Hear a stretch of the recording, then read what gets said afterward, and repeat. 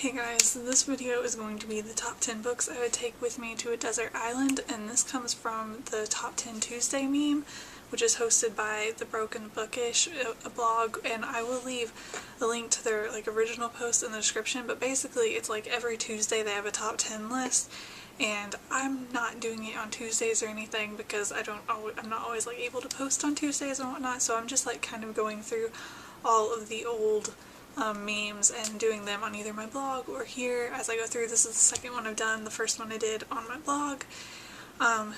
Yeah, but I will leave a link to this original, the top 10 books you would take to a desert island post on their blog in the description. I had decided to go completely with physical books on this one, because if you take your Kindle or e-reader or whatever to a desert island, then you have all of your books. Plus, I don't know if you'd actually have a way to charge your e-reader on a desert island, so I went with physical books that I actually own. For the first choice of book I would take is the Kids Survival Handbook. I've had this since I was really little.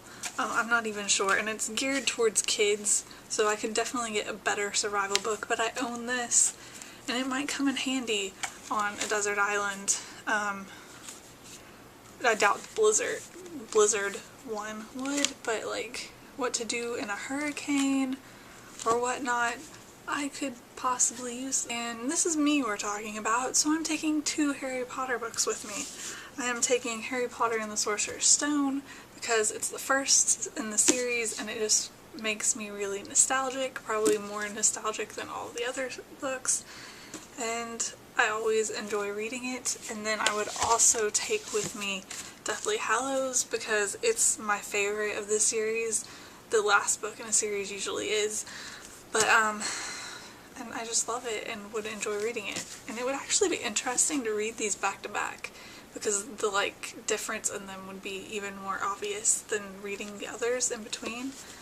That's actually an idea of something that might be interesting. The next book I would take is The Fault in Our Stars by John Green. I was trying to narrow it down between John Green books. I did kind of choose another John Green book too, but this one is, I wouldn't say it's my favorite because I love all of his books so much, and I really, really love Looking for Alaska, and then another one that I have in this stack. But I just really, really like this one, and I think this is the most emotional book. Well, okay, Harry Potter and the Deathly Hallows makes me really emotional, but if I wanted to cry, I would pick up this book. But then, my next pick for a more light-hearted romance that wouldn't make me cry is This Lullaby by Sarah Dessen. Sarah Dessen is one of my favorite authors.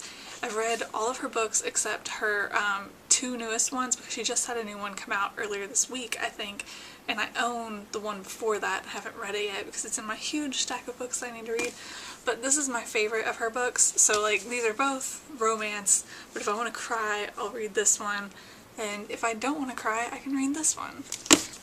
As for other John Green books, I would take Will Grayson, Will Grayson by John Green and David Levithan, because I feel like this is a really fun book. It can also be emotional at times, but overall it's a really fun book, and I really, really, really love this book. The next book I would take is The Book Thief by Marcus Zusak. This book is amazing. If you have not read this book, you need to read this book. It's a Prince honor book, and it is amazing, and you need to read this. Seriously, everyone should read this. I don't think I've ever heard of anyone reading this book and not liking it, but I really need to reread it because it's been a few years since I've read it, and I really need to reread this book. But it's long. It took me a while to get through it the first time, but it is amazing. Another lighthearted, really fun romance book that I would take is Victoria and the Rogue. This is also an historical fiction novel, and it's by Meg Cabot, and who wrote The Princess Diaries, and I've only read 2 of her books. I want to read more, but it's a really lighthearted historical, it's a kind of a historical fiction novel that even if you don't like historical fiction, you would like it, if that makes sense. And then for classic books, I would take Wuthering Heights by Emily Bronte. This is quite possibly my favorite classic ever. I've mentioned this several times in different videos whenever I talk about this book, but I hate every single character in this book, but I love the story so much. And so if I was looking for something classic or whatnot, I would take this one. And then the 10th book I would take with me would be a book I haven't read. So I have something new to read, and in this case I'm making it The Back to War, which is the 4th book in the X-Wing series.